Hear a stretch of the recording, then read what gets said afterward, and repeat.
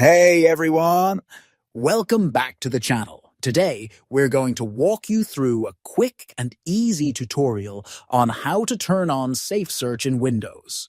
SafeSearch is a great tool to help filter out explicit content from your search results, making your browsing experience safer and more family-friendly. Let's get started.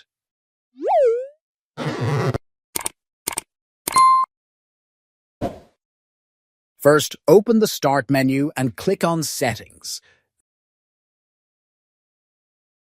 Then go to Search.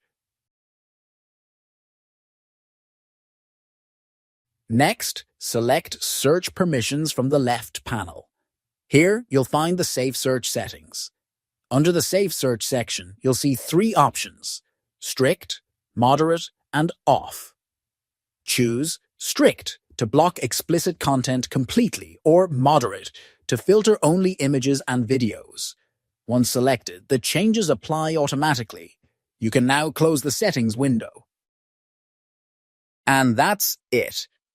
SafeSearch is now enabled on your Windows device.